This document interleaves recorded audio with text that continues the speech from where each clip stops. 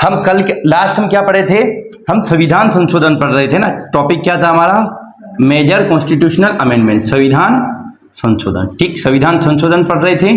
अब संविधान संशोधन क्या होता है कि समय के अनुसार बदलती हुई परिस्थिति के अनुसार संविधान में बदलाव करना। क्यों? क्योंकि हमारा संविधान बन कब गया था, 1950, और अब चल रहा है 2026। इतने सालों में संविधान में अब तक कितने बदलाव हो चुके, 106। क्यों हुए? क्योंकि समय के अनुसार डिमांड अलग रहती है ना, कि कोरोना वायरस आ गया, आईटी के क्षेत्र आ गया, मान के चलिए कि टेक्नोलॉजी की इतनी दिक्कत आ रही है, तो ये सारी बदलाव कहां से लाएंगे आप, संविधान में बदलाव करेंगे। और संविधान को कितने प्रकार से बदला जा सकता है, कितने विधेयक से? एक तो साधारण प्रकार से बदला जा सकता है ना, और एक विशेष प्रकार से बदला जा सकता है, और एक देखे थे हम विशेष प्लस आधे राज्यों की सहमति, विशेष प्लस 1/2 स्टेट्स का कंसर्न लेना रहता है।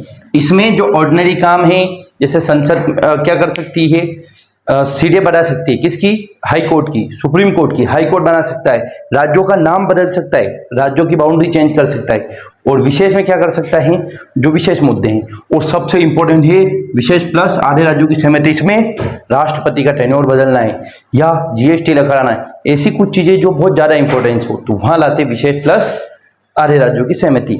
अब हम देखे थे उसके बाद क्या, पहला संशोधन कब हुआ था, 1951। क्या जोड़ा था इसमें, भूमि व्यवस्था से संबंधित क्या था, और क्या बात करी गई थी इसमें, है ना, और 31C है ना, 31A और B, हाँ 31 और B, दो आर्टिकल जोड़े गए, और मौलिक अधिकार जो राइट टू एक्सप्रेशन है, अभिव्यक्ति का अधिकार, उस पर कुछ रिस्ट्रिक्शन लगाए गए, कुछ प्रतिबंध लगाए गए, है ना। और अगला देखिए हम चौथा देखिए ना, सिरा चौथे में क्या, 15D आर्टिकल का है इसमें, 1951 में कहाँ था, उसको खत्म किया था ना, 15D कहाँ था बताओ।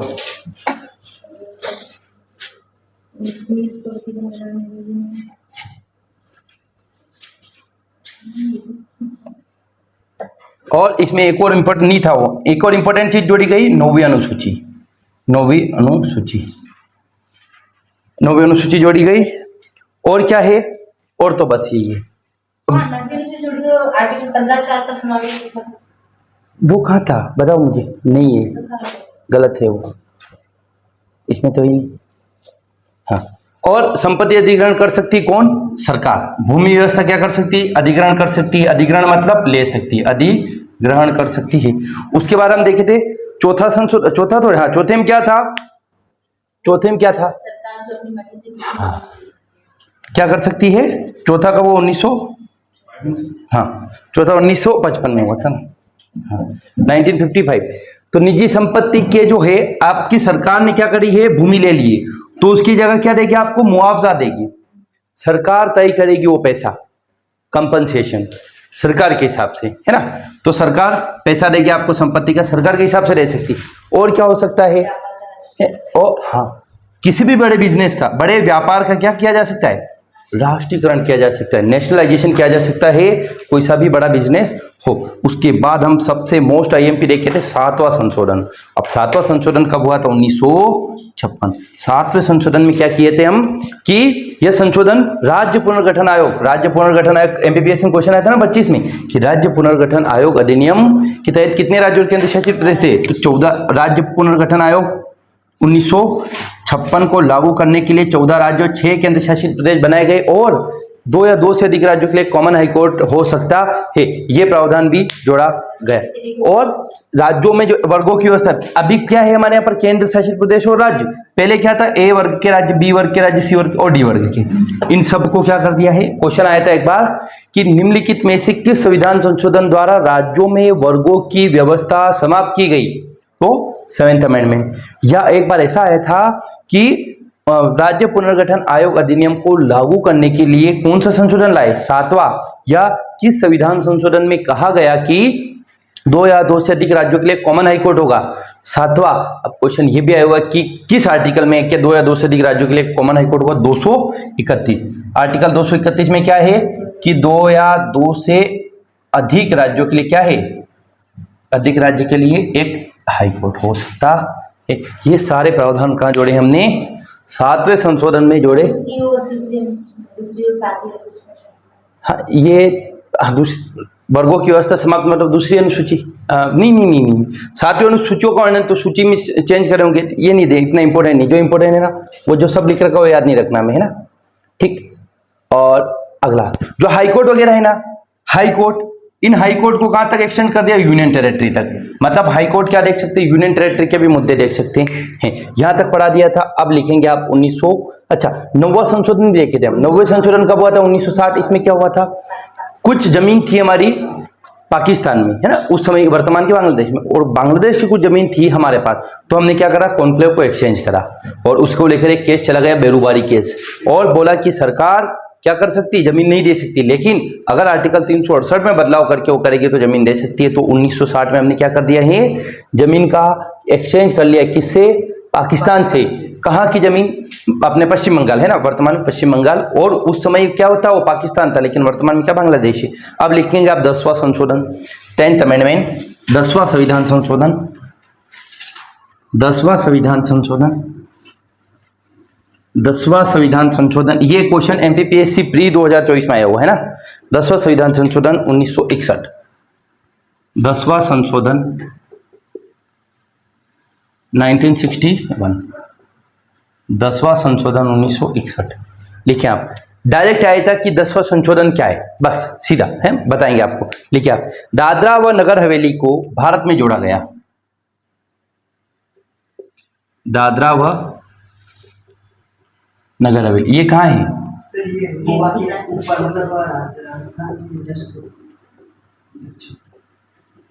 गुजरात के दक्षिण पश्चिम में, है ना, और दमन और दीव। अब क्या है, दादरा नगर हवेली, दमन और दीव क्या है, एक ही, एक यूटी है। 2020 में इनको मर्ज कर दिया गया। पहले दादरा नगर हवेली अलग था, दमन दीव अलग था, लेकिन अब क्वेश्चन आएगा कि दादरा नगर हवेली को भारत में कब जोड़ा गया, 1961, है ना। पहले ये क्या थे, एनेक्स कर रखे थे, किसने, विदेशियों ने, है ना। जब हमारे यहाँ पर अंग्रेज थे तो अंग्रेजों के साथ कुछ छोटे छोटे एरिया फ्रांसीसियों ने, पुर्तगालियों ने कैप्चर कर रखे थे, तो इन सबको भगाया, और धीरे धीरे भारत को, देखो पहले बड़े बड़े एरिया पर क्या करा हमने, कैप्चर करा, है ना, कब्जा करा। उसके बाद छोटे छोटे एरिया था, उनमें उलझ जाते थे, क्या है, देश एक नहीं बनता, तो बड़े बड़े क्षेत्र थे उनको मिला लिया, और फिर बाद में इनको लट देके भगा दिया यहाँ से, ठीक। तो 10वां संशोधन 1961 में हुआ, क्या हुआ, दादरा नगर भारत में मिलाया, मतलब क्या है, ये दूसरे का अधिकार था, दूसरे राज्य देश के अधिकार में था, लेकिन हमने भारत में मिला लिया, ठीक। आ गया समझ में, क्या क्या है समझ, बताओ। नगर, नागर नहीं, नगर या नगर जो बोले आप, बताइए क्या। हाँ तो मैं उधर देख के बोलूँ, कुछ बताओ। सर 10वें संविधान संशोधन में दादरा व नागर हवेली को भारत में जोड़ा गया था। क्या वो टूट गया था क्या, जोड़ा गया था तो वो टूट गया था क्या, मतलब शामिल किया गया था। कहाँ से, दूसरे देश के कब्जे में था, है ना, हाँ वेरी गुड, ठीक। अब लिखिए 11वां संशोधन 1961। देखो पिछली बार आया 10वां, इस बार आ सकता है 11वां या 12वां भी आ सकता है। देखिए पहले जो वाइस प्रेसिडेंट थे ना भारत के, उनका चुनाव होता था लोकसभा और राज्यसभा की संयुक्त बैठक से, ज्वाइंट सिटिंग। कहाँ लिखा गया ज्वाइंट सिटिंग के बारे में, 108 संयुक्त अधिवेशन के बारे में आर्टिकल 108 में लिखा गया है। वो दोनों जब उपराष्ट्रपति चुनना रहता था ना, तो दोनों आते थे साथ में, और किसी एक व्यक्ति को उपराष्ट्रपति चुन लेते थे, लेकिन उस व्यवस्था को खत्म कर दिया, और क्या करा गया कि अब एक निर्वाचक मंडल होगा। तो लिखिए उपराष्ट्रपति के लिए वाइस प्रेसिडेंट, उपराष्ट्रपति, ये हटा दो, बस अंग्रेजी हटा दो। उपराष्ट्रपति के लिए उपराष्ट्रपति निर्वाचक मंडल की व्यवस्था,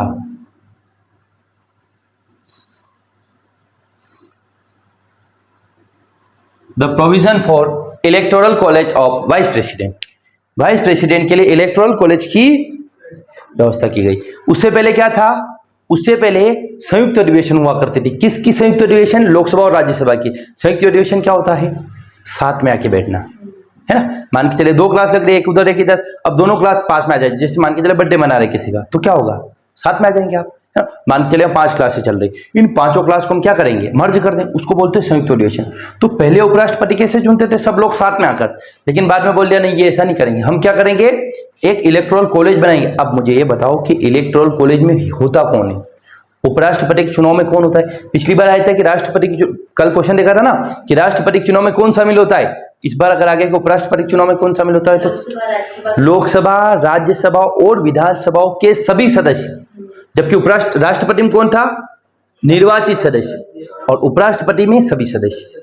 अब ये क्या बोले वो कैसे याद रहेगा? हमें 2 4 5 बार पढ़ो तो याद होने लगे ना। पहली बार लोकसभा, राज्यसभा और राज्य विधानसभाओं के सभी सदस्य, जबकि राष्ट्रपति में केवल निर्वाचित होते हैं। और इनमें सभी मतलब 12 लोगों का मनोनयन होता है राज्यसभा में वो, और पहले एंग्लो इंडियन का मनोनयन होता था वो। ये सब क्या है? इसमें शामिल होते हैं। ठीक। अच्छा, अब अगली बात आती है कि लोकसभा मतलब जो उपराष्ट्रपति के चुनाव हो रहे इसमें कुछ लोग नहीं आए तो क्या उनको चुनाव खत्म हो जाएगा? बिल्कुल भी नहीं होगा। मान के चलिए 100 लोग हैं, 100 में से 20 लोग आए, 80 नहीं आए तो क्या और 20 ने चुनाव दे दिया और जीत गए तो भी रहेंगे वो।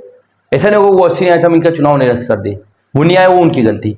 तो क्या है ये? बाकी इसका लिखना है। लिखे आप राष्ट्रपति या इसमें लिखे 10वें संशोधन में 11वें में राष्ट्रपति या उपराष्ट्रपति के चुनाव में निर्वाचक मंडल क्या होता है? जो लोग इनको चुनाव में भाग लेते हैं ना, इलेक्टोरल कॉलेज। कौन? लोकसभा, राज्यसभा और सभी विधानसभाओं के सभी सदस्य, है ना। निर्वाचक मंडल की रिक्तता मतलब वैकेंट या वैकेंसी, खाली रिक्तता के आधार पर चुनौती नहीं दे सकते।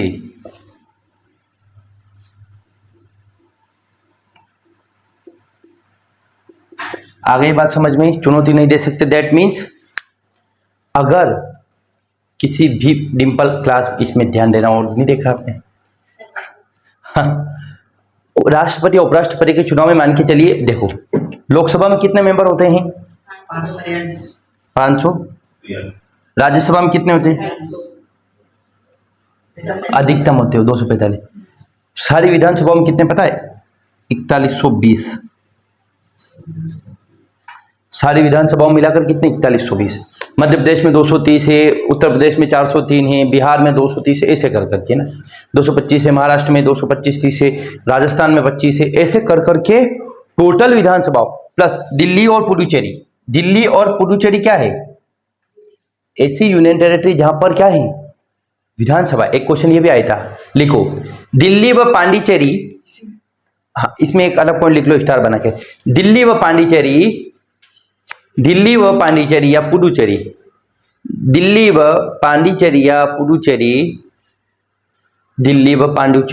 पुडुचेरी एक ऐसा केंद्र शासित प्रदेश है।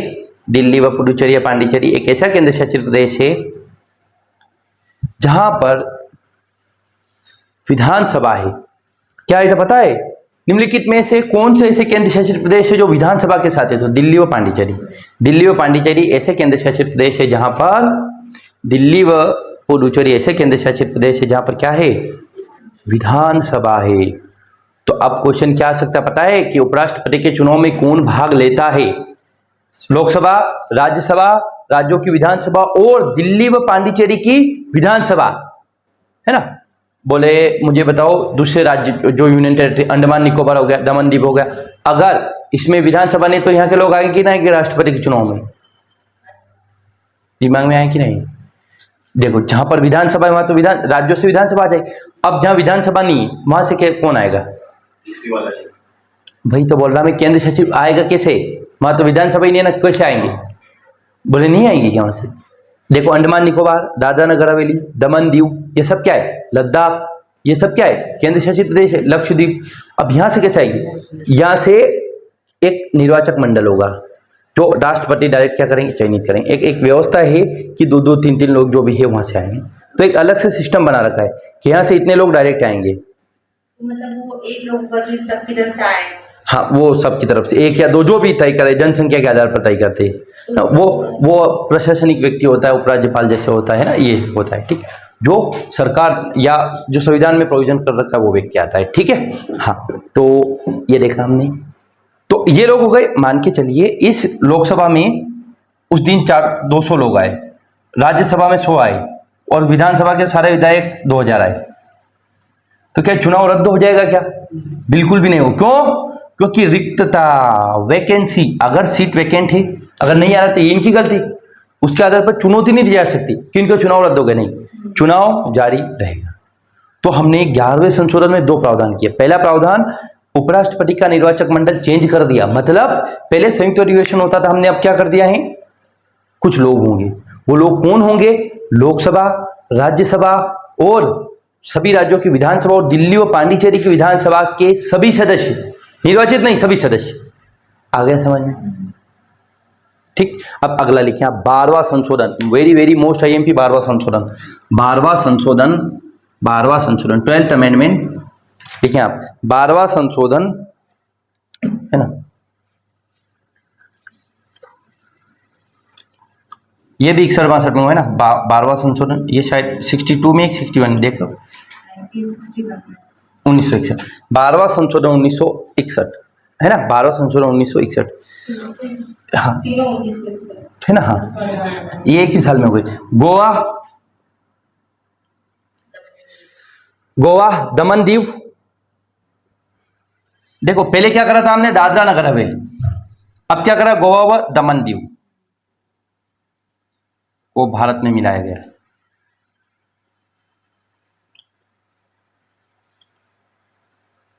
वेरी वेरी मोस्ट आईएमपी, ये हम आगे भी पढ़ेंगे जब हम राज्यों का पुनर्गठन पढ़ेंगे तब, लेकिन यहां तो आपको देखना ही है। 12वें संशोधन 1961 में क्या किया, गोवा किसके अंदर था, ये पोर्चुगीज, पुर्तगालियों के अंदर। देखो, लेकिन गोवा को पूर्ण राज्य का दर्जा कब मिला, 1987, हाँ 1967, सॉरी 87 में तो अरुणाचल प्रदेश इनको मिला था ना, सिक्किम वगैरह, अरुणाचल प्रदेश को है। हाँ, गोवा था किसके कब्जे में, पुर्तगालियों के। भारत में कब बना, आया ये 1961, लेकिन भारत में आ गया था, स्पेशल दर्जा दिया था, लेकिन 1967 में पूरा राज्य बना। एक क्वेश्चन ये भी आता है कि गोवा पुर्तगालियों से कब आजाद हुआ, 1961। गोवा को राज्य का दर्जा कब दिया गया, 1967, 1967। तो ये दोनों चीजें याद रखना है ना। गोवा भारत में कब मिला, 61, और 67 में क्या दिया गया इसको, राज्य का दर्जा। क्या 12वां संशोधन आ गया, भारत में मिलाया गया, मतलब हमें क्या करना पड़ेगा, अच्छा भारत में मिलाना मतलब किस संशोधन, कौन सा संशोधन करना पड़ेगा, साधारण संशोधन, साधारण बहुमत द्वारा। और किस आर्टिकल में, अनुसूची किस में बदलाव करना पड़ेगा, एक। अगर हमें राज्य की सीमा में, क्षेत्र में, नाम में बदलाव करना है, कहां बदलाव करना पड़ेगा, अनुसूची 1, आर्टिकल 1, 2, 3, 1 से लेकर 4 तक है। 1 में क्या है, भारत राज्यों का संघ होगा, 2 में क्या है, नए राज्यों का प्रवेश, 3 में क्या है, बाहरी राज्यों का प्रवेश, है ना, और 4 में कुछ नहीं देखते हम। तो ये बोले हमारे तो समझ ही ना रहे क्या बता रहे, ये समझ आएगा जब आपका धीरे धीरे बैकग्राउंड बनेगा ना, हम आगे जाएंगे तब ये बात हो रहा, ये तो ये बोल रहे थे, हम सोच लेगा क्योंकि इन्होंने 1 साल से पढ़ रहे हैं ना, और आप भी 12वीं में पढ़ के आए है वही सब। वहाँ स्कूल में बताने का तरीका अलग रहता है, कोचिंग में बताने का तरीका। स्कूल में इतना सब नहीं बताया, बस सिर्फ संशोधन कुछ ही, मतलब ऐसा तो बिल्कुल ही नहीं बताया कि किसमें क्या हुआ, किसमें क्या नहीं। तो बताएंगे स्कूल में, हाँ स्कूल में बताएंगे तो है, इतना थोड़ी बताया। देखो स्कूल जिस मैं वर्ग 1 में लग गया, 11 12 में, मैं बच्चों को मैं पीएससी की तैयारी वही करा दूंगा 11वीं 12वीं में, मजाक नहीं कर रहा, फैन हो जाएंगे बच्चे, बोले वाह यार, है ना। रतलाम में ही लूंगा ज्वाइनिंग, रतलाम छलाना है आसपास ही कहीं, तो अपनी कोचिंग भी चलती रहेगी, है ना। 12वां संशोधन हो गया है ना। अब हम देखेंगे 13वां संशोधन 1962, 13th अमेंडमेंट 1963। आपको लगता था कभी पॉलिटी ऐसे भी बढ़ सकते, अभी तो और अभी और धीरे 62, सॉरी 1962, बोले सॉरी बोल दिया मुझे छोरी बोले, छोरी यहाँ आओ गाँव में बोलते, छोरी नहीं सॉरी भी बोलते हैं, बेंडी सॉरी यूं बोलते 13वां संशोधन 1962, लिखिए आप, नागालैंड को राज्य का दर्जा, वेरी वेरी मोस्ट आईएमपी है ये, नागालैंड को राज्य का दर्जा, नागालैंड को राज्य का दर्जा। अब पता है आपको एक क्वेश्चन क्या आया था, भारत का ऐसा राज्य जिसकी राज्य भाषा इंग्लिश है। ऑप्शन आया था पश्चिम बंगाल, मध्य प्रदेश, उत्तराखंड और ये नागालैंड। ये उधर के राज्य है ना, दक्षिण उत्तर पूर्वी स्टेट, जिनको सेवन सिस्टर कहा जाता है। आपको पता है, जियोग्राफी में बताया हुआ है। 7 बहनें, 7 मतलब 7 पास पास में, या नदी ब्रह्मपुत्र नदी बहती है, एक जैसा कल्चर है, वहाँ ट्राइबल लोग रहते हैं, है ना। हाँ, जैसे हिंदी भाषी राज्य MP, राजस्थान, हरियाणा, हिमाचल प्रदेश, उत्तर प्रदेश, बिहार, झारखंड, ये क्या है, हम अपना लगता है ना, वो क्यों लगता है, क्योंकि कॉमन भाषा है, तो उनके भी क्या है, कॉमन कल्चर है उधर, है ना। ट्राइबल लोग हैं, एक जैसा रहते हैं, वहाँ की जलवायु एक जैसी है, पानी ज्यादा गिरता है, ऐसा, इसलिए तो 7 सिस्टर कहा जाता है उनको, है ना। 7 सिस्टर कौन है, अब ये भी आ सकता है कि 7 बहनों में निम्नलिखित में से कौन सा राज्य शामिल नहीं है। असम, मेघालय, त्रिपुरा, मिजोरम, मेघालय वगैरह है। अब एक आ जाए मध्य प्रदेश, उत्तर प्रदेश, वो नहीं लगाएंगे। देखो, हमें एक्सटेंसिव पढ़ाई करना है, छोटे तौर पे बोले ये पढ़ा दिया और लकीर के फकीर नहीं बनना है, क्या बोले ये पढ़ा दिया बस, इसके अलावा कुछ नहीं देखे, इसके अलावा 10 चीजें देखे, तब एग्जाम आप पास हो जाओगे। एग्जाम में भले आपको बहुत सारा ज्ञान थोड़ा थोड़ा होना चाहिए। एक किसको देखा होगा ना आपने, और यार इसको तो ये भी आता है, ये भी आता है, और उसको वो सब थोड़ा थोड़ा आता है। वो थोड़ा थोड़ा आपको सब आना चाहिए, सब इन द सेंस कि हर सब्जेक्ट। एग्जाम पास होने के लिए जनरल नॉलेज आपको हर चीज का होना चाहिए।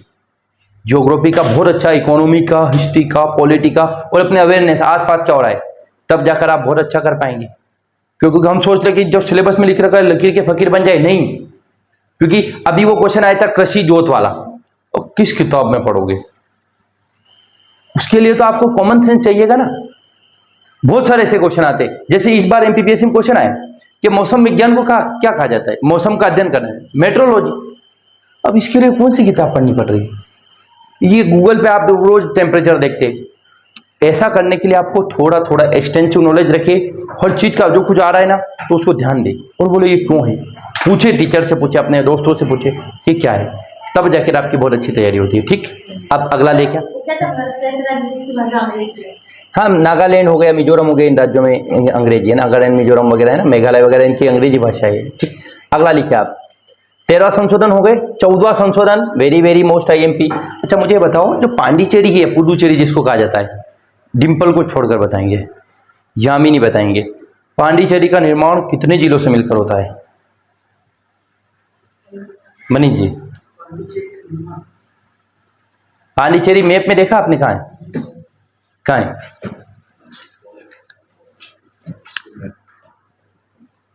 तमिलनाडु से पांडिचेरी क्या है, केंद्र शासित प्रदेश है। कितने, अब क्वेश्चन आ जाएगा कितने जिलों से मिलकर बन रहा था? 4, माहे, येनम, कराईकल और पुडुचेरी, है ना। माहे, येनम, कराईकल और पुडुचेरी। एक असम में है, सॉरी केरला में है, तमिलनाडु में है, और आंध्र प्रदेश में भी है ना। आंध्र प्रदेश में भी एक, 2 तमिलनाडु में है और एक केरला में। लिखें आप, पुडुचेरी राज्य का निर्माण, ये अलग से लिखो, ये है ना, ये 14वां संशोधन हम भी पढ़ाएंगे।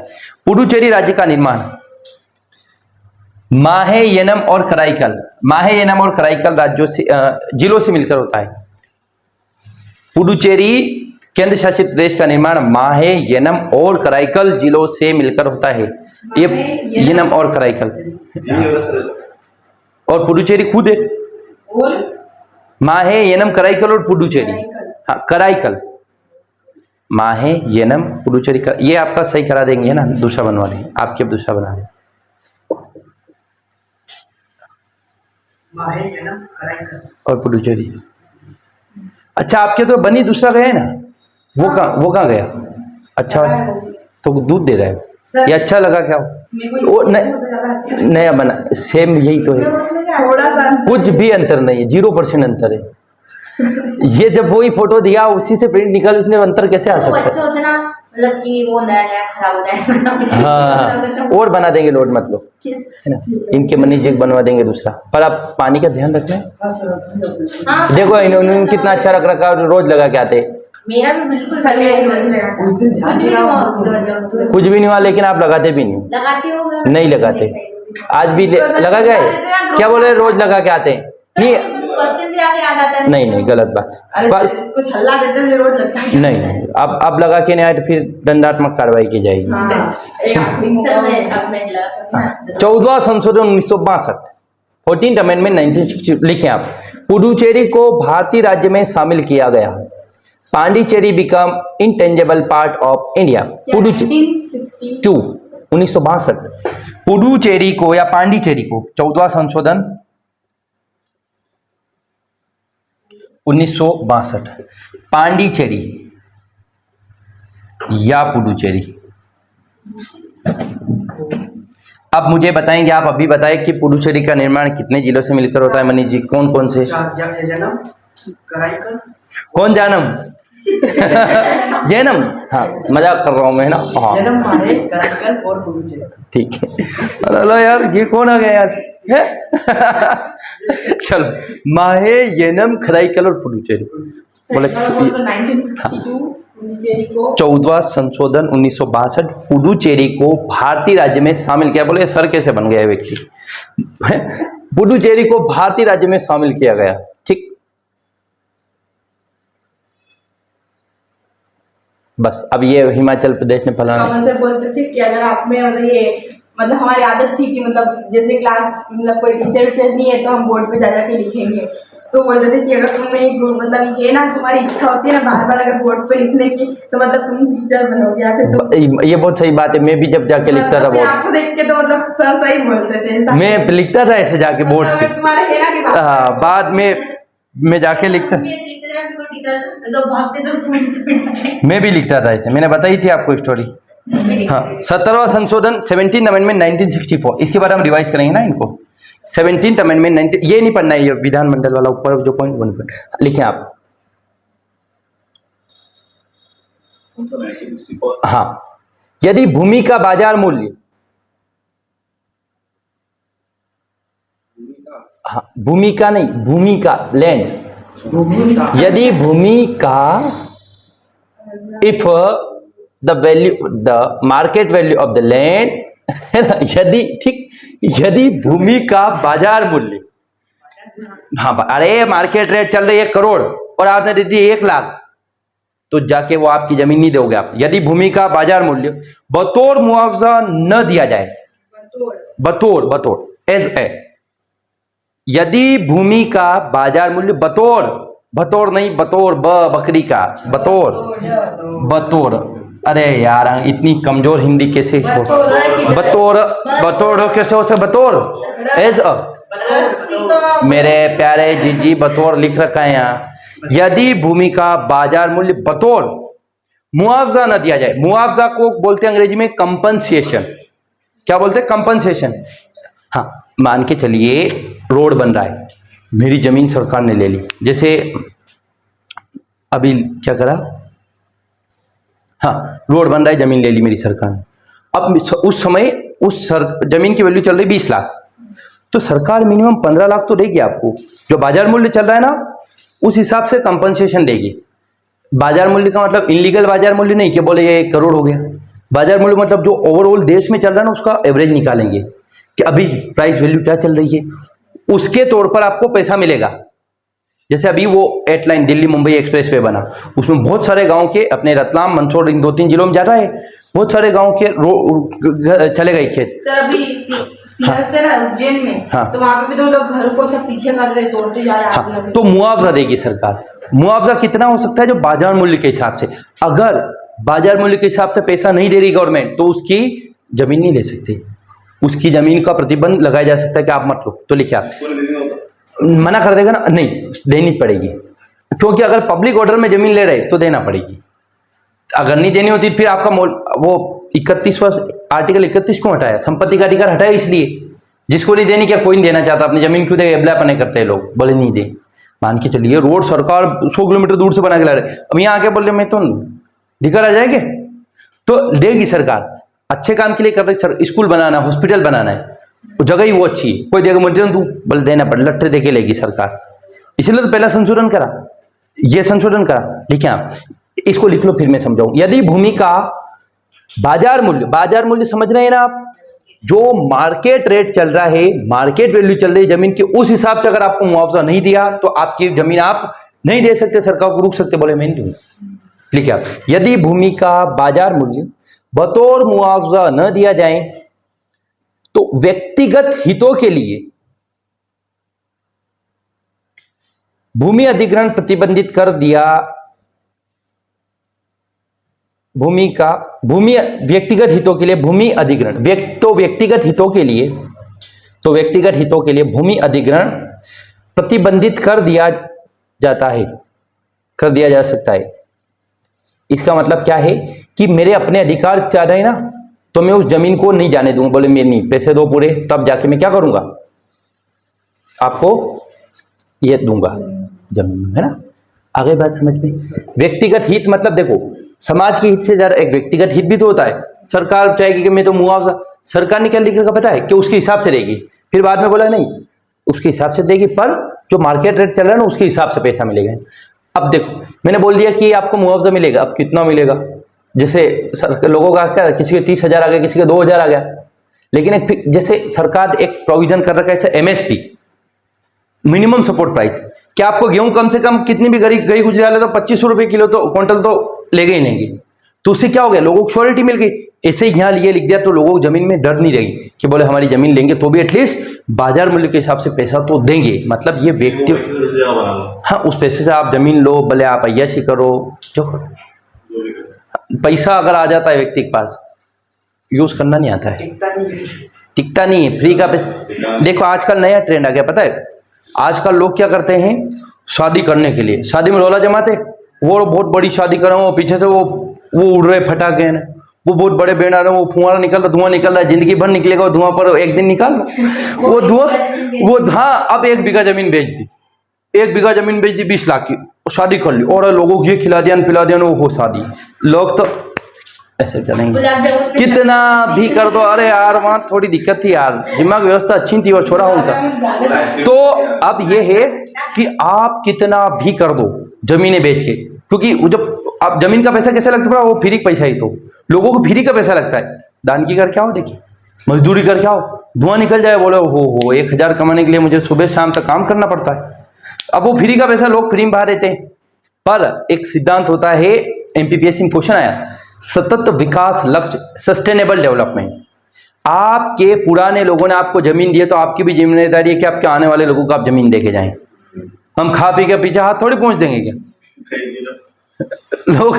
लोग यही है ना, और बोला अपना कहीं काम, मुंह तो हमारी जिंदगी जीऊं, अरे आपकी खुद की जमीन थोड़ी है क्या, इसलिए बोला जाता है पढ़ाई करें, और ये दिखावा नहीं करना फोकट का, शादी ये कर दिया फलाना, बाहर में जाए शादी, नकली शादी कर लो, क्यों दिखाना, थोड़ा पैसे बिगाड़ दो, ये कर दिया वो कर दिया ने, मैं तो मेरी इतनी सामान्य शादी करूंगा, इन्वेस्ट कर दो या लोगों को पढ़ा दो, कुछ ऐसा कर सकते हैं ना, लड़की को ही दे दो, एटलीस्ट कुछ भी कर दो, FD करा दो उस लड़की की, है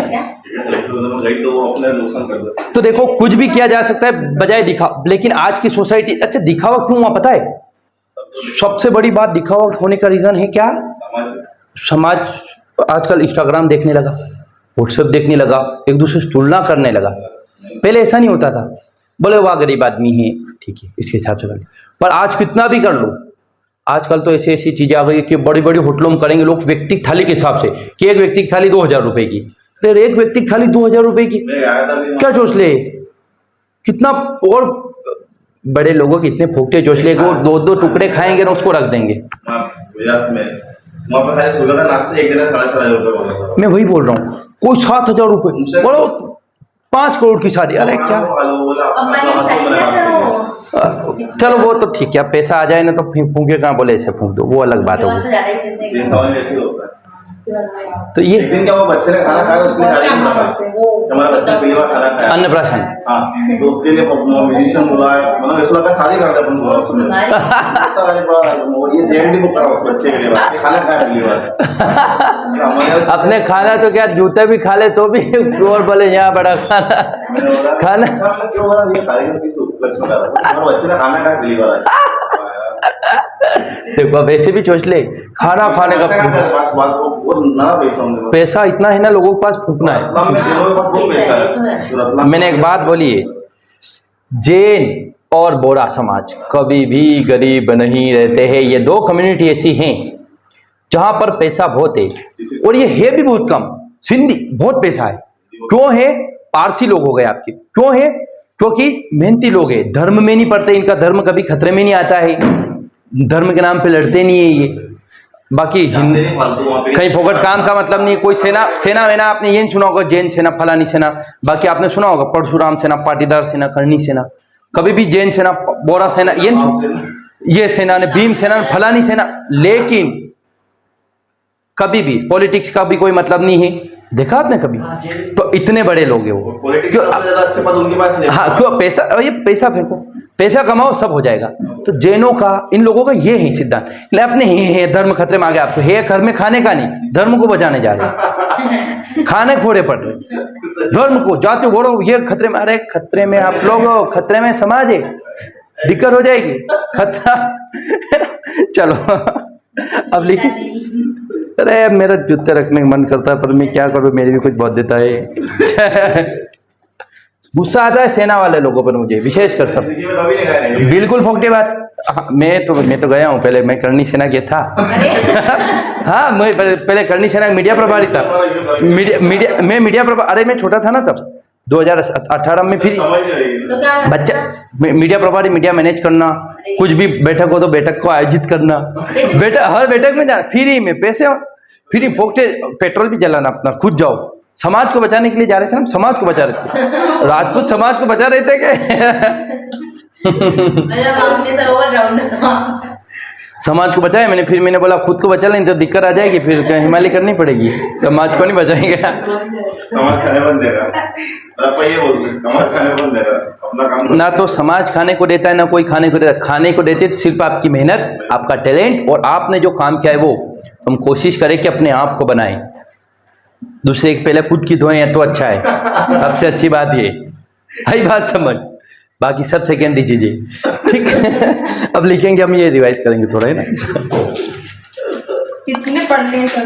बहुत सारे 106 है ना, कुछ भी पढ़ने हैं। आपको लग रहा है हमें 1 2 3 नंबर से पढ़ा? नहीं, तो फिर डिम्पल जैसे क्वेश्चन कैसे कर दिया आपने? 106 ही पढ़ेंगे। हमने पहला पढ़ा, चौथा पढ़ा, 7वां पढ़ा, 9वां पढ़ा, 10वां, 11वां, 12वां, 13वां, 14वां, 17वां, 15, 16 कहाँ गया? हम 18 पढ़ेंगे, उसके बाद डायरेक्ट 21 पढ़ेंगे, फिर 24 पढ़ेंगे, 26 पढ़ेंगे, फिर 42 पढ़ेंगे। हाँ, है ना, ऐसे पढ़ेंगे। देखिए, पहला संशोधन भूमि व्यवस्था संबंधी 1951 में हुआ और आपके प्रतिबंध लगाए गए बहुत सारी चीजें। और क्या करा गया? 9वीं अनुसूची जोड़ी गई। अच्छा, 9वीं अनुसूची में अगर कोई चीज जोड़ दी तो वो क्या होगा? जुडिशियल रिव्यू उस पे नहीं हो सकता। लेकिन 2009 में आया एक केस, 2009 में उसका नाम था IR कोहिल्यो केस। वो आया कि अब 9वीं अनुसूची में आप कुछ भी जोड़ रहे हो, अब 9वीं अनुसूची में जुडिशियल रिव्यू होगा। तो 2009 के बाद 9वीं अनुसूची में कुछ जोड़ देना, उसके वापस से न्यायिक पुनर्विलोकन हो सकता है। ऐसा हुआ, ये आगे समझ में आएगा, अभी नहीं आएगा समझ ना, भाई पहली बार में नहीं आएगा। हाँ, तो 10वां संशोधन 1961 में होता है, दादरा और नगर हवेली को भारत में मिलाया गया। 11वां संशोधन 1961, उपराष्ट्रपति का निर्वाचन मंडल की व्यवस्था की गई। पहले क्या होता था कि उपराष्ट्रपति के निर्वाचन में लोकसभा और राज्यसभा साथ में आकर बैठती थी और चुन लेती थी 1961 से पहले। लेकिन बाद में क्या कहा गया? नहीं, बोले हम क्या करेंगे, एक इलेक्टोरल कॉलेज ले। अब उपराष्ट्रपति के निर्वाचक मंडल में कौन शामिल होता है? राष्ट्रपति नहीं, लोकसभा, राज्यसभा, विधानसभा के सभी सदस्य। सब उपराष्ट्रपति में सभी सदस्य, राष्ट्रपति में निर्वाचित सदस्य। अगला देखा, राष्ट्रपति और उपराष्ट्रपति के निर्वाचन में अगर कोई व्यक्ति शामिल नहीं है या बहुत सारे व्यक्ति शामिल नहीं, उस आधार पर इनका चुनाव खत्म नहीं किया जा सकता। ये लिख रहा है रिक्तता के आधार पर कि अगर वैकेंट सीट है, मान के चलिए 500 में से 200 लोग आए, 300 नहीं आए, तो बोले 300 ने हम चुनाव खत्म कर दे, बोले नहीं कर दे, वो नहीं आए, वो उनकी गलती। ठीक, तो रिक्तता के आधार पर चुनौती नहीं दी जा सकती। और 12वां संशोधन 1961, गोवा और दमन द्वीप को भारत में मिलाया गया। अब आपके लिए 2 क्वेश्चन है। गोवा मुक्ति दिवस कब मनाया जाता है? लिखे तारीख बताना। गोवा मुक्ति दिवस कब मनाया जाता है? हाँ, गोवा मुक्ति दिवस कब मनाया जाता है? When was the celebration? When was the celebrate Goa liberation day? कब मनाया जाता है? बताना आपको ये। कल बताएंगे। हाँ, ठीक। हाँ, क्वेश्चन है। हाँ, गोवा, बस गोवा किससे आजाद हुआ? पुर्तगाली पोर्चुगीज किस है ना। अल्बू बकर ने बहुत सारे आए थे, वो है ना 1500 में आए थे, वो बताएंगे आपको। अरे इतिहास पढ़ाएंगे ना कभी तो आपको, है ना। हाँ, अब अगला आता है आपका, अच्छा दमन दीव। अच्छा, दमन दीव और दादरा नगर हवेली को क्या कर दिया है, एक कर दिया 2019-20 में, ठीक है। एक कर दिया मतलब दो अलग अलग केंद्र शासित प्रदेश तब एक बना दिया। नेक्स्ट हम देखें 13वां संशोधन 1962, Nagaland become part of India, है ना, विशेष उपबंध दिया गया। अच्छा आपको पता है आर्टिकल 371 उसमें राज्यों के बारे में दिया गया विशेष कि 371 ABCD ऐसे, है ना।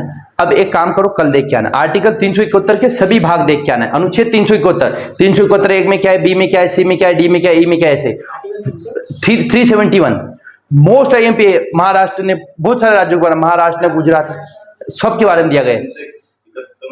371 का ABCD पूरा आर्टिकल 371 पूरा पढ़ के लाना है आपको और याद कर लेना है। देखो ऐसे धीरे धीरे चीजें याद करोगे ना आपको तो आपकी एग्जाम की तैयारी भी होगी प्री की और आपका बहुत नॉलेज भी बढ़ेगा, ठीक। हाँ होने लगेगा, ठीक। अगला 14वां संशोधन 1962, पांडिचेरी या पुडुचेरी को भारत का राज्य बनाया गया। और पांडिचेरी का निर्माण कितने जिलों से होता है, माहे, येनम, कराईकल और पुडुचेरी या पांडिचेरी। एक केरल में है, दो तमिलनाडु में और एक आंध्र प्रदेश में। क्या है, केरल, तमिलनाडु और आंध्र प्रदेश, ठीक है। और पुडुचेरी जो है वो तमिलनाडु में, ठीक है, तमिलनाडु में पुडुचेरी जो जिला है ना तमिलनाडु में, ठीक। अब अगला है आपका 14वां संशोधन। अरे मेरे प्यारी बहन उन 4 जिलों से मिलकर रहता है ना तो उसके ब्रैकेट में लिखा रहता है, इधर भी कहाँ बताते, माहे लिख रखा होगा, माहे के ब्रैकेट में पुडुचेरी लिख रखा होगा क्योंकि वो इस जिले से, इन पुडुचेरी का निर्माण में पुडुचेरी के अंतर्गत शामिल है। वो आ गई बात समझ, बोले ऐसा क्यों करा, क्योंकि ये जो एरिया कैप्चर कर रखे थे ना पुर्तगालियों ने, पहले क्या था कोई भी आया ले ली जमीन, तो उस एरिया को हमने एक बांध रखा है कि बोले यहाँ एक ऐसा प्रशासन रहेगा, क्योंकि हमने देश को किस आधार पर बांट रखा, प्रशासन की दृष्टि से, on the basis of administration. तो यहाँ का एडमिनिस्ट्रेटर, अच्छा यहाँ का जो प्रमुख रहता है उसको एडमिनिस्ट्रेटर कहा जाता है ना, एडमिनिस्ट्रेटर या लेफ्टिनेंट गवर्नर, है ना। मुंबई की किरण बेदी, जो किरण बेदी थी ना वो यहाँ की उपराज्यपाल थी, ठीक।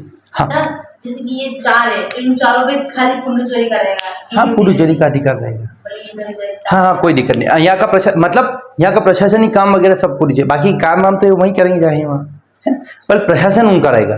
जैसे मान के चलो अपने मध्य प्रदेश की जस्ट थोड़ा सा आगे जाएंगे, आपके आमबाग से आगे तो वो आ जाएगा बांसवाड़ा जिला, लेकिन उनका काम सारा जयपुर में ही होता है ना, रतलाम आके तो नहीं कर सकते, लेकिन हमारा काम तो रतलाम में कर लेंगे प्रशासन की दृष्टि। बाकी वो आएंगे बाजार करने यहाँ आ सकते हैं, उनका कुछ भी काम होता है रतलाम आ सकते हैं, ठीक। हाँ 14वां संशोधन देखें हम, पांडिचेरी बनाया गया। और 17वां संशोधन 1964 में क्या गया कि भूमि की जो आपको प्राइस देना वो किस आधार पर देनी पड़ेगी, बाजार के रेट पर देना पड़ेगी, न कि आप आपके हिसाब से मुआवजा दे। अब हम ये आ गया समझ में। अब लिखें आप 18वां संशोधन, समझ में आ गया कि नहीं आया, है ना। नहीं आए तो आप पूछ सकते हैं, ठीक है, बोले क्या है, नहीं आए तो आप वीडियो देख सकते हैं, ठीक।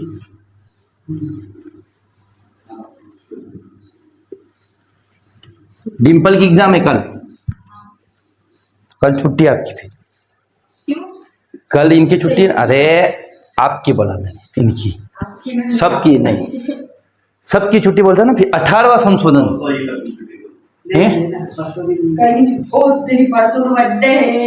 परसों छुट्टी है ना कोचिंग की, हाँ परसों छुट्टी, घर जा रहा मैं कल। 18वां संशोधन 1966,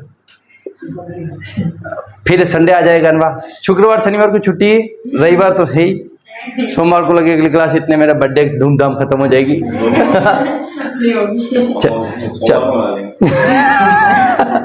बोले कब आओगे, सोमवार को मनाने, सच में? अरे नहीं छुट्टी थोड़ी है, छुट्टी अपनी ऐसी होगी कि मैं या तो मेरी शादी हुई, मेरी सगाई हुई, बहुत ज्यादा क्रिटिकल कंडीशन हो तो छुट्टी होगी मेरी। तो अभी कुछ दिन पहले छुट्टी थी तो क्या कौन सी कंडीशन थी उसकी?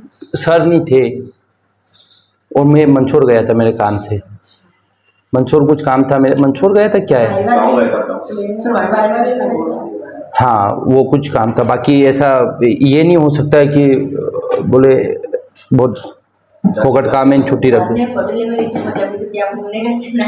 होटल पे 3-4 छुट्टी ली थी अक्टूबर में, हाँ हाँ लिखे आप। पर हमें तो उस दिन भी अच्छा लगा। सिर्फ पहले आप कितना अलग था, मतलब कितना चिल्लाते थे बड़े बड़े, मतलब ये पढ़े रहे, चलो बताओ फटाक से बोल नहीं पाते थे मतलब। देखो समय के साथ व्यक्ति बदलता है ना, समय के साथ चीजें चेंज होती है। देखो बच्चे भी नफरत करते हैं। मतलब है ना, हम दूसरे से पूछे कि नहीं पूछे, डाउट तो बहुत मुश्किल से आप बोलते नहीं मैं इतना कुछ डाउट नहीं, मतलब ये डाउट भी पूछ आप ना बोलते कि डाउट पूछो ऐसा नहीं होता, चिल्लाते। क्यों चिल्लाए। चलो अब लिखो, 18वें संशोधन में पंजाब और हरियाणा नामक दो राज्य बनाए गए। पंजाब पंजाबी बोलने वाले को, हरियाणा हरियाणी बोलने वाले का, है ना, पंजाब और हरियाणा नामक दो राज्य बनाए गए। देखो इसमें एक ये भी बनाया गया कि संसद जो है ना वो दो या दो से अधिक राज्यों को मिलाकर या एक राज्य को तोड़कर अलग अलग राज्य बना सकती है। ठीक, ये था, ये जानने लायक नहीं है वैसे भी। आप तो ये लिख लो, पंजाब और हरियाणा को दो राज्य बनाए गए। पंजाब, इनकी राजधानी क्या थी? चंडीगढ़, चंडीगढ़। है ना। और ये दोनों की चंडीगढ़, चंडीगढ़ की भी राजधानी चंडीगढ़, पंजाब की भी चंडीगढ़, हरियाणा की भी चंडीगढ़। ठीक ठीक, चंडीगढ़ तीन की राजधानी, पंजाब हरियाणा और चंडीगढ़। देखो हिंदी बोलने वालों का हरियाणा, प्रशासन की दृष्टि से चंडीगढ़ केंद्र शासित प्रदेश बनाया गया, और आपका पंजाब पंजाबी बोलने वालों का बनाया गया। ठीक, अब क्वेश्चन आता है कि पंजाब और हरियाणा कब बना? 1966। 1960 में एक और राज्य बने थे, बॉम्बे प्रांत को तोड़कर मुंबई और गुजरात। ब्रैकेट में लिख लो 1960 में मुंबई व गुजरात, महाराष्ट्र व गुजरात, यार मुंबई नहीं, महाराष्ट्र गुजरात राज्य। हाँ, सौराष्ट्र उनको तोड़ ताड़ के 1960 में, ये अलग से लिखना है ना, संशोधन नहीं है, ऐसे ही लिखो आप, संशोधन था लेकिन हमें यहाँ 1960 में महाराष्ट्र और गुजरात बनाया गया। महाराष्ट्र और गुजरात बनाया गया। 1960 में क्या करा गया? महाराष्ट्र और गुजरात बनाया गया। देखो मैंने जो ऊपर वाला पॉइंट बताया था ना, ऐसा था। आर्टिकल 371 में होता है क्या? नहीं, 371 में नहीं, 371 में तो इनके लिए अलग अलग प्रोविजन है, हुआ उसमें नहीं था, है ना। अच्छा, ये बदलाव किससे कर अंतर्गत कर? 368 368 के तहत संविधान में बदलाव कर रहे हैं हम, है ना। हाँ, मैं ये बता रहा था सर, ये तो साधारण बहुमत में आएगा ना, ये सब साधारण बहुमत, सब साधारण बहुमत। हाँ, 1960 में महाराष्ट्र गुजरात बनाया, बस ये 19 कैसे बनाया, मतलब क्या फायदा? बॉम्बे राष्ट्र था पहले, एक बॉम्बे प्रांत था, उसको तोड़कर गुजराती बोलने वाले गुजरात बने थे, मराठी बोलने वाले महाराष्ट्र बना दिए। ऐसे एक ही था पूरा एक ही था, गुजरात सब एक ही था, बॉम्बे प्रांत बोलते थे, बॉम्बे प्रोविंस बोलते थे उसको तोड़कर हमने क्या कर दिया? महाराष्ट्र बना दिया, गुजरात बना दी, है ना। डिमांड आ रही थी, बोले पर भाषा के आधार पर बनाओ, फलाना बनाओ, है ना, हम बनाएंगे, आपको हम आगे बताएंगे कि क्या क्या है ना। चलो अब इसमें ये 18वें संशोधन में एक और बात कही गई कि संसद नए राज्य का निर्माण का मतलब ये है, लिखना नहीं है कि या तो संसद क्या करेगी। देखो अब नए राज्य को बनाना बिगाड़ना सब किसके हाथ में है? संसद, सब संसद के हाथ में। और संसद का निर्माण किसे होता है? लोकसभा, राज्यसभा और राष्ट्रपति। संसद क्या कर सकती है पता है?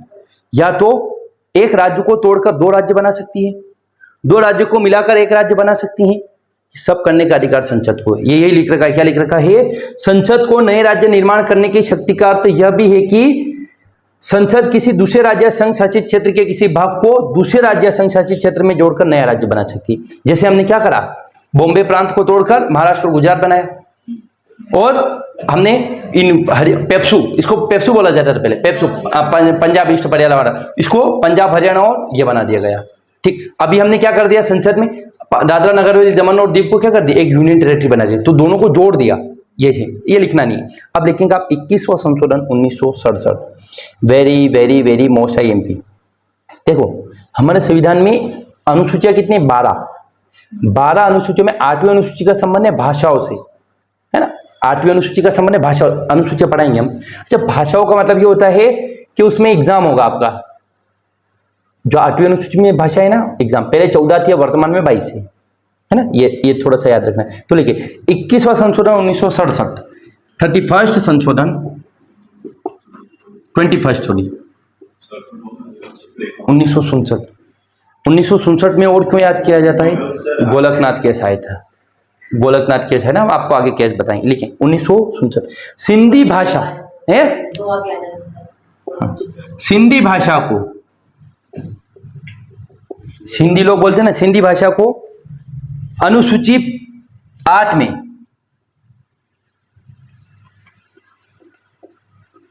जोड़ा। कौन सी 15वीं भाषा ग्रुप में?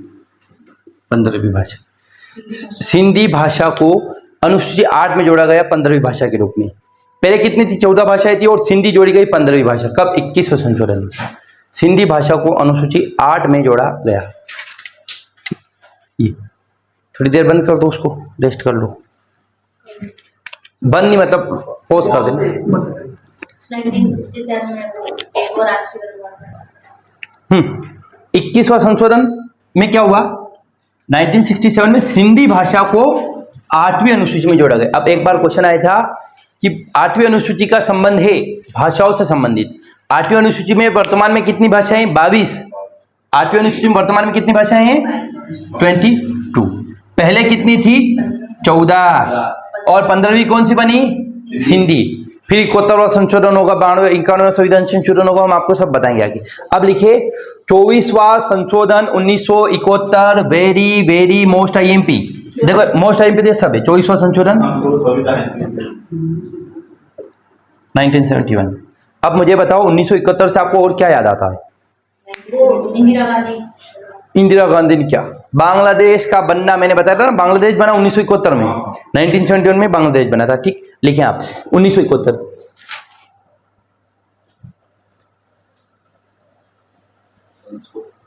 संसद को यह शक्ति दी गई। देखो सुनो, आप लोग लिखो बाद में। अब ऐसी बात थी, पहले क्वेश्चन आता था कि संसद संविधान में संशोधन करती, बोले क्या मौलिक अधिकारों को बदल सकती? किसको बदल सकती है? तो इस संशोधन में क्या बोल दिया कि हाँ, संसद संविधान के किसी भी भाग में बदलाव कर सकती है। तो लिखें आप संसद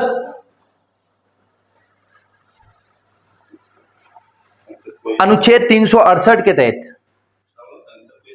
हाँ, संसद को शक्ति दी गई थी। वह अनुच्छेद 368 के तहत मौलिक अधिकारों सहित संसद को यह शक्ति दी गई कि वह अनुच्छेद 368, संसद अनुच्छेद 368 के तहत फंडामेंटल राइट सहित संसद को शक्ति दी गई कि वह अनुच्छेद 368 के तहत मौलिक अधिकारों सहित संविधान के किसी भी भाग में बदलाव कर सकती है। सहित किसी भी भाग में बदलाव, अधिकारों सहित किसी भी भाग में बदलाव कर सकती है। संसद को यह शक्ति दी गई कि वह अनुच्छेद 368 के तहत मौलिक अधिकारों सहित, इसका मतलब मौलिक अधिकारों को भी बदल सकती है संसद। लेकिन 1971 1973 में क्या है? 1976 में क्या है? 73 में क्या आएगा? 73 में आया था ना केशवानंद भारती। 2 साल बाद क्या हुआ कि हाँ, बदलाव तो कर सकती है, पर क्या करेगी? बेसिक स्ट्रक्चर को नहीं बदल सकती। इस समय तो कुछ भी बदल सकती है। इसीलिए तो क्या हुआ, बहुत सारे बदलाव करे मौलिक अधिकारों में, रिस्ट्रिक्शन लगा दिया आर्टिकल 19 में। क्यों? ये पहले की बात थी। 1951 में बदला था, लेकिन 1973 के बाद मौलिक अधिकारों को नहीं बदला ज्यादा। क्यों? क्योंकि मूल ढांचा सिद्धांत आ गया। चलो लिखो, तो आर्टिकल 368 के तहत संसद में बदलाव करती है। संसद को बदलाव करने का अधिकार है। मौलिक अधिकार की बात करते हैं। मौलिक अधिकार सहित संविधान के किसी भी भाग में बदलाव कर सकती है। संसद को यह शक्ति दी गई कि वह अनुच्छेद 368 के तहत मौलिक अधिकारों सहित संविधान के किसी भी भाग में बदलाव कर सकती है। 373 के बाद 1973 के बाद नहीं कर सकती। कर सकती, लेकिन मूल ढांचे के खिलाफ होगा तो खत्म हो जाएगा। करा नाम ने संपत्ति का अधिकार 1976 में ही हटाया, राइट टू प्रॉपर्टी 1936 में हटाया। ठीक है ना? हाँ। अच्छा, दूसरी बात ये आगे समझ क्या क्या है? नहीं आ अरे मैं लिख के ही मतलब लिख के मैंने ऊपर देखा।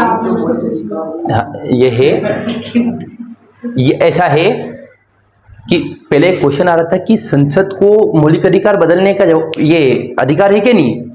तो बोला, किसने बोला? 24वें संशोधन 1971 में कि हाँ, ये संशोधन कराना कि संसद आर्टिकल 368 के तहत मौलिक अधिकार तो है ही, उसके अलावा संविधान के किसी भी भाग को बदल सकती है, ये बोला। तो क्वेश्चन आएगा कि किस संविधान संशोधन में कहा गया कि संसद को संविधान को बदलने का अधिकार, पूरे संविधान को बदलने का अधिकार है? 24वां संशोधन। आगे बात क्या क्या है? बताओ बताओ, डरना, अरे डरना नहीं, बताओ। नहीं, आपसे पूछेंगे इंटरव्यू में, हम भी पूछेंगे, बोलो। तो थोड़े दिन को सही मेरे को सही समझने तो संशोधन लगते हैं। अभी क्या समझ में आया ये बता दो। चलो मैं उधर देख रहा हूँ।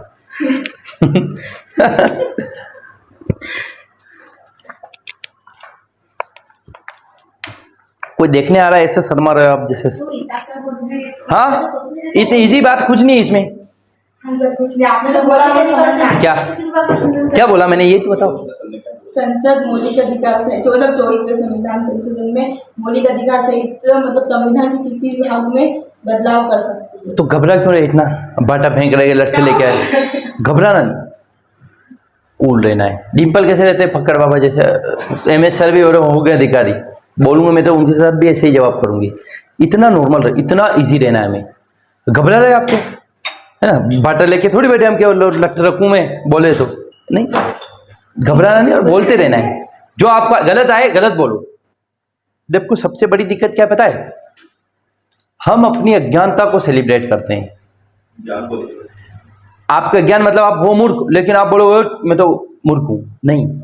आपके पास ज्ञान नहीं है कोई बात नहीं, पर आपके पास ज्ञान नहीं तो ज्ञान ले लोगे, पर आपके पास अज्ञान है, ज्ञान नहीं है, आपको कुछ नहीं आता है, उसके बाद आप जो कर रहे हो क्या सेलिब्रेट करो मैं तो ये हूं।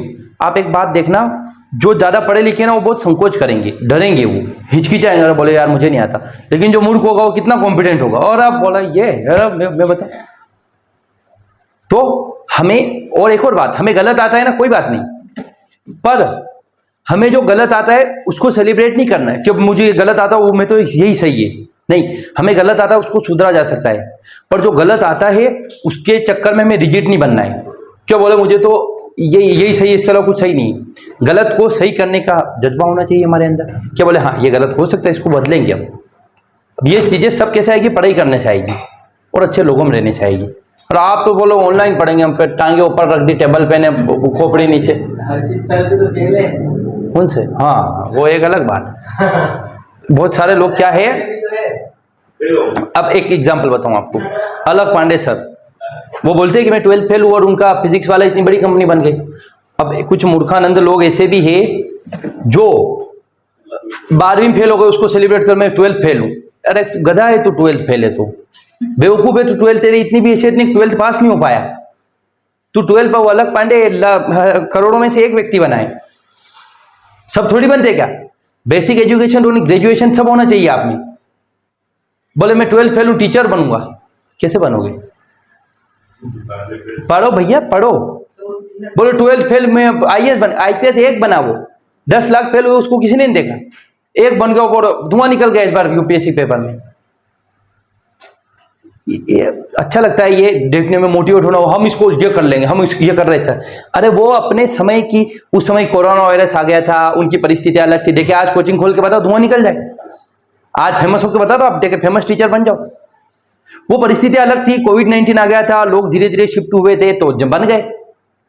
मैं 12th फेल हूं, मैं सेलिब्रेट कर रहा नहीं, यही बोल रहा मैं कि अपनी मूर्खता को सेलिब्रेट नहीं करना है।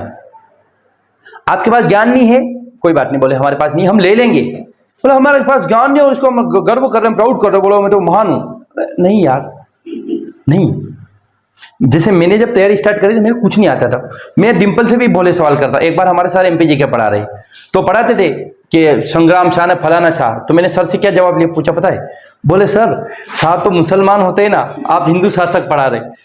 बोले प्यारे भैया शाह मतलब हिंदुओं में भी लगाते सर, देखो ऐसा सड़ा क्वेश्चन है ना, शाह लगाते पाटीदार भी लगाते वो। तो अब मैंने ऐसा क्वेश्चन करा, मैं कुछ भी पूछ लेता था जैसे डिंपल पूछती, तो आप में जिज्ञासा होनी चाहिए, तो मैं सीख गया। पर जो लोग यूं फिर रहे थे वो ऐसे ही रह गए, ऐसे ही रह गए वो। क्यों बोले वाह।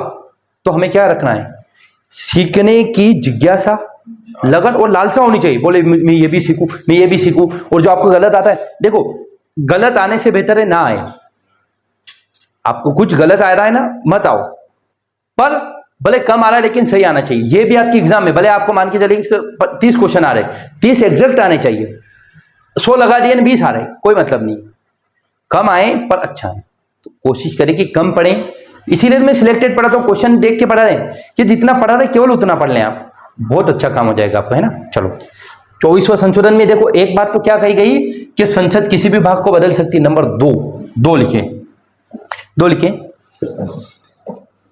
संविधान संशोधन विधेयक पर राष्ट्रपति को मंजूरी देने के लिए बाध्य कर दिया गया। मतलब क्या होता है पता है आपको, राष्ट्रपति को संविधान संशोधन वाले विधेयक पर हाँ करनी पड़ेगी, मना कर ही नहीं सकती। संविधान संशोधन विधेयक, विधेयक देखो दो चीजें होती है, हम आपको बताएंगे। संविधान संशोधन विधेयक को राष्ट्रपति की मंजूरी देने के लिए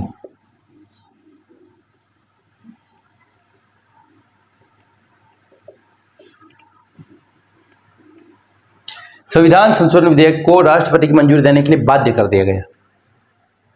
ठीक, इसका मतलब क्या होता है पता है? इनको देनी ही है। राष्ट्रपति के पास अगर कोई बिल गया कि हम संविधान में बदल रहे, तो वो मना नहीं कर सकते हो, हाँ करनी है। लठ लेके गए आप, बोले देख बेटा ये लड़का है, तेरे जमे तो अच्छा, नहीं जमे तो कोई बात नहीं अगर नहीं जमा तो 2 जूते रखूंगी, मारूंगी मैं तुझे। तो ये क्या है? ऐसे राष्ट्रपति के पास गए कि राष्ट्रपति देखो आप हाँ भी कर सकते हो, मना भी कर सकते हो, लेकिन मना नहीं कर पाओगे आप, हाँ ही करना पड़ेगा। तो राष्ट्रपति को बाध्य कर दिया गया। ठीक, लेकिन बाद में ये बाध्यता खत्म कर दिया, आगे बताएंगे आपको। ठीक, कितनी खतरनाक लेडी थी ना, मतलब इंडिया में। अरे बहुत खतरनाक, गूंगी गुड़िया बोलते थे लोग उनको। इंदिरा गांधी जी जब प्राइम मिनिस्टर बनी ना, तो वो गूंगी गुड़िया बोलते थे, बोले कुछ नहीं गोलू बच्ची है। लेकिन जो गोलू बच्ची ने अपना विकराल रूप बताया, धुआं निकाल लिया अच्छे अच्छे लोगों का, सबको पकड़ में जेल में डाल दिया। दिमाग उनका कुल मिला के इतनी आयरन लेडी रही कि लोगों को दिमाग खराब। दुनिया में भी डरे, वो किसी को बोल दिया, विदेश में भी जाए बोले बम फोड़ूंगी मैं, फोड़ा बम, भारत में परमाणु परीक्षण कराऊंगा। अमेरिका को किसी से कोई धुरंधर किसी से डरना, उसी अंदाज में अपने कॉन्फिडेंस रखना और बोलना, ऐसा रहना है आपको इंदिरा गांधी जैसे। बाध्य का मतलब क्या है? बाध्य बाउंड करना। मैंने बोल दिया कि आपको ये आई कार्ड पहन के आना ही है, बाध्यता रख दी, नहीं पहन के आए तो 100 रुपए लगेंगे। ठीक, अगला 25वां संशोधन 1971। चलो अब 25 वाले, ये 18 19 आगे समझ में। अब 25 वाली क्या है? 25वां संशोधन, ये इमरजेंसी में देखनी थी ना इनको। इमरजेंसी, हाँ देखा करो यार, पिछले देखा करो आप लोग। और वो संविधान सीरीज से देखनी चाहिए। बोल ही दिया मैंने, वो तो मैंने भी देखी संविधान सीरीज का तो बोल दिया। उससे देखो मैं आपको एक बात, सर तो प्रारूप कमेटी, देखो आपको अगर संविधान अच्छे से समझना है, या अगर एमपीपीएससी की किसी भी चीज की तैयारी करने जा रहे हैं, या आपने अगर शुरुआत करी किसी भी चीज की पढ़ने की, तो आपको देखो इस शुरुआत में तो मन लगता नहीं पढ़ने का, इंटरेस्ट नहीं आता। तो इंटरेस्ट जगाने के लिए क्या करेंगे पता है? इतिहास में भी इंटरेस्ट जगाने के लिए मैं बताऊंगा, और पॉलिटी में, तो पॉलिटी में अगर आपको इंटरेस्ट जगाना है तो क्या करें पता है? आप जाए संसद टीवी पे, क्या जाना है? संसद टीवी यूट्यूब चैनल है, और वहां जाके संविधान करके एक सीरीज है, क्या है? उसका पहला पार्ट ज्यादा देखा, संविधान करके आपको 10-15 इसमें भारतीय संविधान सभा ने कैसे कार्य किया, प्रारूप समिति ने क्या कार्य किया, लोग महात्मा गांधी जाके कैसे मिलते हैं, वो सारे बैठक में, वो पहली बैठक हुई, अध्यक्ष कैसे बैठते, राजेंद्र प्रसाद कहाँ बैठे। वो जो बोलते हैं ना कि इस दिन वो चीज हम लोग याद, अरे बहुत मजा आ जाएगा आपको इतनी चीजें याद रहेगी, और आप मेंस में लिखेंगे, बोलेगे वाह यार। एक तो ये, और एक और सीरीज है एबीपी न्यूज पे, एबीपी न्यूज पे उसका नाम है प्रधानमंत्री। ये मुझे लगता है पेड हो गई यार शायद, प्रधानमंत्री सीरीज जो है ना। देखो ये है आपका भारतीय संविधान बना कैसे, और ये 1950 के बाद 2020 तक भारतीय की संविधान में कैसे क्या ग्रोथ हुई, भारतीय इतिहास में कौन कौन सी बड़ी घटनाएं हुई, ये सब प्रधानमंत्री बता दे। आपको मजा नहीं आ जाए तो मुझे बताना क्या चीजें पता चलेगी आपको। आपने बोफोर्स केस सुना होगा, 2G स्पेक्ट्रम सुना होगा, कोलगेट कांड सुना होगा, ये सब इसमें आपको इतना मजा आएगा, बोले रहे वाह यार क्या चीजें। हाँ वो का वही है ना ये।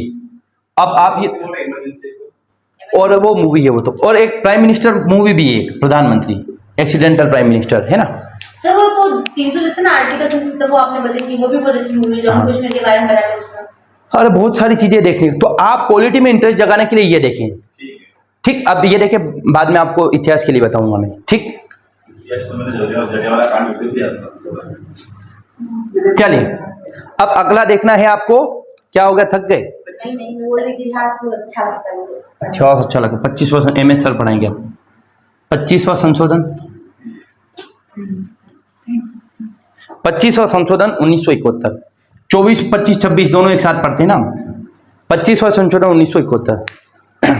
संपत्ति के मौलिक अधिकारों में कटौती की गई, मतलब थोड़े रोके गए, बोले ये ज्यादा अधिकार नहीं रहेंगे। संपत्ति के मौलिक अधिकारों में कटौती। लिखो संपत्ति के मौलिक अधिकारों में कटौती।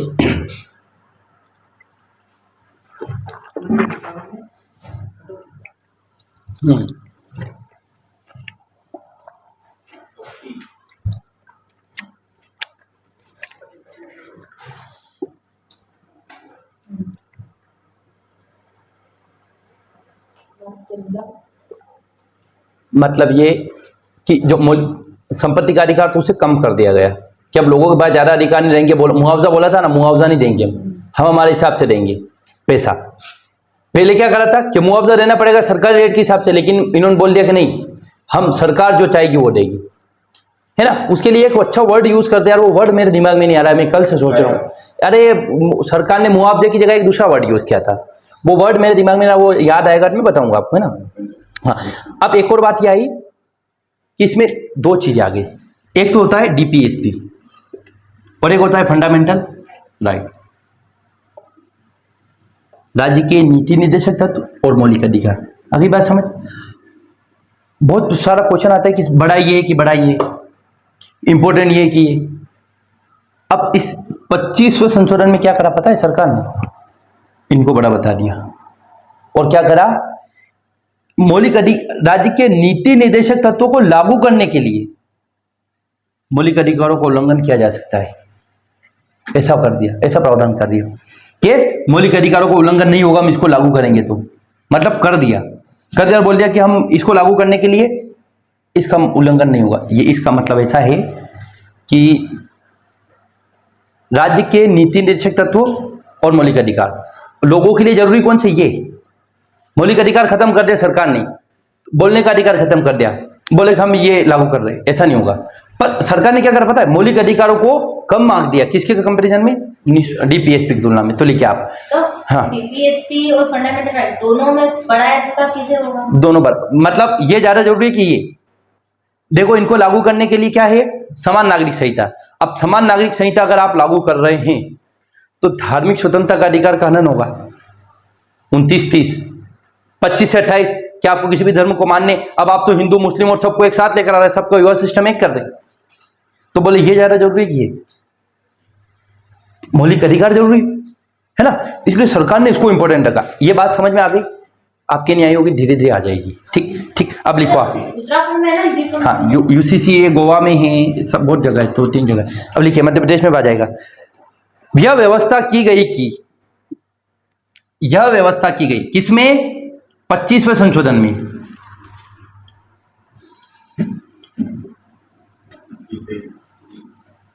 क्या व्यवस्था की गई, अनुच्छेद 39B व C, आर्टिकल 39B व C में वर्णित अनुच्छेद 39B व C, है ना।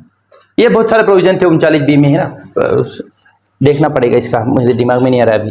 अनुच्छेद 39B व C देखो तो इसमें कानूनी अधिकार ना, हाँ कानूनी अधिकार हो गए, समान न्याय, हाँ समान कार्य का समान न्याय ने, वो अनुच्छेद 39B व C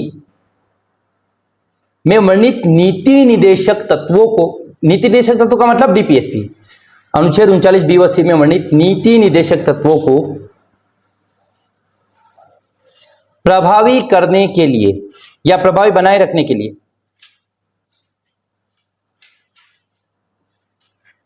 प्रभावी करने के लिए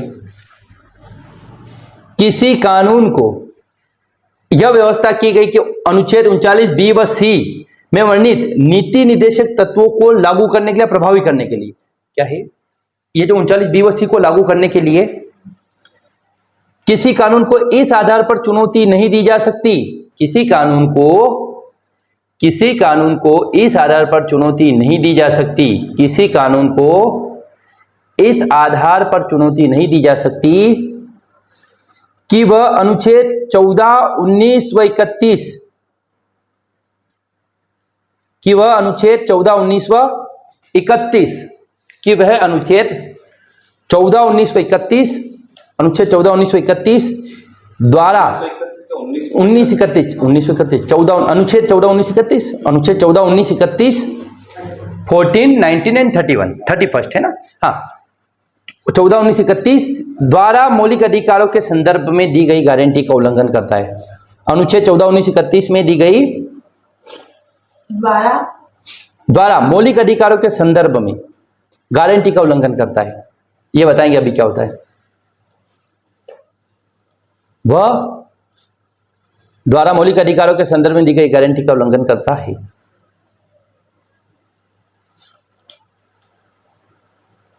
देखो बात ऐसी है कि 14 में क्या है, विधि के समक्ष समता या समानता। 19 में क्या है, स्वतंत्रता का अधिकार। 31 में क्या था, संपत्ति का अधिकार। अब बोल दिया सर आपने ये कानून बना दिया कि समान कार्य का समान वेतन ने फलाना ढिमका ने इसको लागू कर रहे, तो बोले वो उनका उल्लंघन हो रहा है, इस आधार पर आप भेदभाव नहीं कर सकते, भले उनका उल्लंघन हो रहा है तो होने दो। ठीक, इसका मतलब ये हुआ कि मौलिक अधिकारों को छोटा कर दिया गया और डीपीएसपी को बड़ा कर दिया। सीधी सी बात ये, इसको बाद में सरकार ने खत्म कर दिया 24-25 को। क्या समझ आ गया?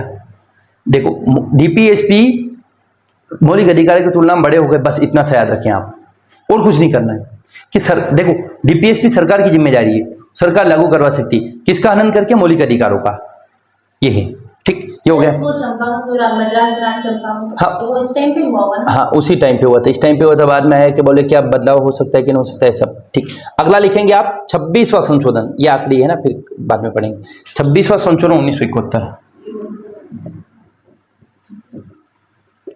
देखो ये वेरी मोस्ट टाइप है ना, 1971 लिखा। इसके तहत देखो एक बात बता दूं आपको मैं कि जब भारत आजाद हुआ, सरदार वल्लभ भाई पटेल को क्या बोला कि आप एकीकरण करो, देश को बनाओ। अब देश को एक करा इन्होंने। अब राजे रजवाड़े थे, उनको समझाया कि बोले आप भारत में मिल जाओ। बहुत सारे लोग तो मिल गए, बहुत सारे मिलना नहीं चाहते थे, तो उनको कैसे मनाया, कैसे पटाया पता है? कि बोले आपको हम प्रीवी पर्स देंगे, क्या आपको अपनी अय्याशी जारी रखने के लिए हम कुछ पैसा देंगे, आप अपना राजसी वैभव जो मजे लेते हो वो उसके लिए सरकार कुछ पैसा देगी। कितना? किसी को 1 लाख रुपए महीना, किसी को 10 लाख रुपए महीना, ऐसा फिक्स करा कि जितनी बड़ी रियासत उतने बड़े पैसे देंगे। अब इंदिरा गांधी ने बोला क्यों दे रहे हैं इनको पैसे, अब तो बन गया भारत एक, भाड़ में जाओ। तो इंदिरा गांधी जी ने इस संशोधन में करके प्रीवी पर्स को खत्म कर दिया कि अब सरकार किसी भी राजा जी को पैसा नहीं देगी, है ना। आप एक पिक्चर देखना गुलाल, जीवन का आनंद आ जाएगा आपको। क्या मूवी है गुलाल? इसमें इंदिरा गांधी नहीं, इसमें ये है रियासतों के बारे में थोड़ा सा है ना। मतलब आपको जो आनंद आएगा, कॉलेज जा रहे हैं उनको तो मजा ही आ जाएगा। मतलब क्या पिक्चर है यार, अनुच्छेद याद करने की कोई मूवी नहीं है? अनुच्छेद नहीं, अनुच्छेद तो मैं ऐसे याद कर दूंगा, है ना। चलो लिखो आप, दिमाग फोकट काम नहीं करना है, AI से FI से नहीं, है ना। नहीं वो जो कहते हैं ना सर, ये दोबारा नहीं वो ट्रिक तो देखना है, ट्रिक दिमाग कमजोर करती है यार, क्यों देखना है ट्रिक। वो तो याद हो जाते हैं। देखो आप पढ़ोगे ना, बार बार लिखोगे, हम बार बार उनका मेंशन करेंगे तो धीरे धीरे चीजें याद। मुझे कैसे याद होगा कि मैं भगवान हूँ क्या? मैं भी आप जैसे ही हूँ। देखो चीजें याद हमें क्यों होती है पता कैसे होती है? या तो आप सोचो सबसे बड़ी गलती है कि हम पहली बार में याद कर ले, अरे यार नहीं होगा यार। अगर आप इतने होशियार हो पहली बार में याद कर लो, फिर आप समय रिवाइज करने की क्या जरूरत। तो हम पहली बार पढ़ते 5-10%, फिर दूसरी बार 20%, और फिर हम उसको बार बार क्वेश्चन देखते हैं ना तो हमें पता चल जाएगा। जैसे राष्ट्रपति का पढ़ा, अब राष्ट्रपति में 2 जगह से क्वेश्चन आते, एक तो 62 और एक 72, 61 महाभियोग और क्षमादान की शक्ति। अब आप बार बार पढ़ो, बार बार वो क्वेश्चन देखो, आप दिमाग में आ जाएगा और बोले ये तो यही क्वेश्चन आ रहा है। तो जब इंप्लीमेंट करोगे उन चीजों को जो याद कर रहे तो याद होने लगेगी, और 2, 4, 5, 10 बार जब पढ़ेंगे ना तो याद हो जाएगा कि राष्ट्रपति के बारे में 52 में है ना, संयुक्त अधिवेशन 108 में, संसद विशेषज्ञ 105, वही तो चीजें धीरे धीरे धीरे धीरे याद होती ना, क्योंकि एकदम से याद नहीं होता, चीजें धीरे धीरे याद होगी ना तो वो लॉन्ग टर्म रहेगी। तो धीरे धीरे याद करें आप। हाँ चलो लिखे आप 26वां संशोधन 1971 लिखे, 71 1971। इसके तहत देशी रियासतों के भूतपूर्व नरेशों, नरेश मतलब राजा जी, इसके तहत देशी रियासतों के भूतपूर्व नरेशों, भूतपूर्व राजा, भूतपूर्व नरेशों या भूतपूर्व राजाओं को विशेषाधिकार और प्रीवी पर्स। प्रीवी पर्स का मतलब होता है जो प्रीवी काउंसिल है ना उनको कुछ पर्स दिया जाता है, पैसा दिया जाता है। भूतपूर्व रियासतों को विशेषाधिकार और प्रीवी पर्स, विशेषाधिकार व प्रीवी पर्स, विशेषाधिकारों प्रीवी पर्स को की सुविधा को समाप्त कर दिया। विशेषाधिकारों प्रीवी पर्स की सुविधा को समाप्त कर दिया। हाँ, प्रीवी पर्स पर कुछ प्रीवी काउंसिल को पर्स रखते थे, सरकार पैसा देती थी। इंदिरा गांधी जी ने बोला इनको क्यों बिगाड़ रहे पैसा, मत दो, बाहर में जाओ। बोले नाराज हो गए, बोले हो जाओ नाराज। बोले हम अपनी पार्टी बना लेंगे, सरकार बनाएंगे, बोले बनाओ। ये तो ये हो जाता है आपके 26 संशोधन तक। अब हम कल पढ़ेंगे 31, 33, 35, फिर 42, फिर 44, फिर 73, 61, 74, 85, 86 ऐसा पढ़ेंगे ना। ये 2 दिन मैक्सिमम होगा। 20 और होंगे। हाँ, अधिकतम 20 और होंगे। 2 दिन और अधिकतम 2 दिन में आपका ये हो जाएगा। कल और परसों में 99% संभावना है कि ये पूरा कर दें। मैंने ये बंद कर दो उसको। सर क्वेश्चन दे रहे हो? हाँ, अब क्वेश्चन दूंगा मैं। दिए ना हाँ, वो दिए थे, वो चेक करेंगे। बंद कर दो। नहीं, कल नहीं दिया आपने।